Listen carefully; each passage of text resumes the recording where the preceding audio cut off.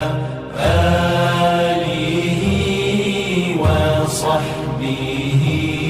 dua var, ta kıyamet turyança, ta mahşer meydanı varyança.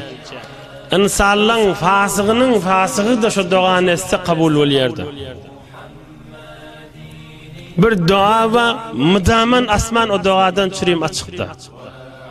Gecesi ünnidi yoktu. Bir dua var, her kimden olsa kabullar. İhlasını, yüreğini alıp şu duanı etti, şu dua asmana gitti. Hiç retkoru yoktu. Allah-u Zülcelal bütün Müslümanları özü icadetini verdi. Ve Nebi Ekrem Aleyhissalatu vesselam da şun okuyanın da şun piri hesap. Nâme dua o? İne şu dua. Allahümme salli ala Muhammed ve ala ahli Muhammed.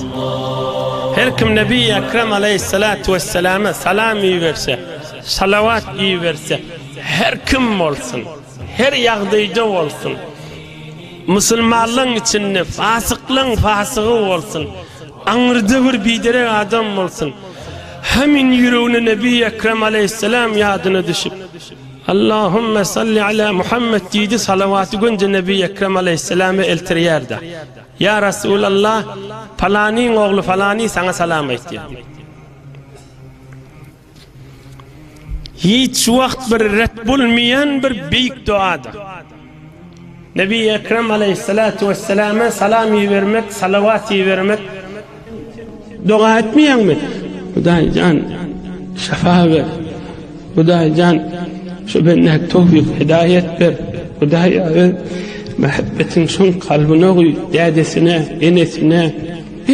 Onun meşil ver, oğul kızına dua etti. Hudaya şu bir namazlı olsun. Hudaya şu bir gün dehlet kılsın. Hudaya şu bir gün kavlara giysin.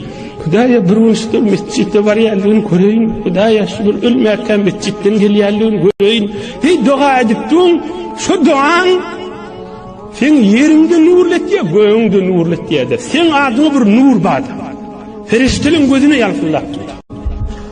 Cemaatçi söz Nebi Ekrem Aleyhisselam'ın sözüne.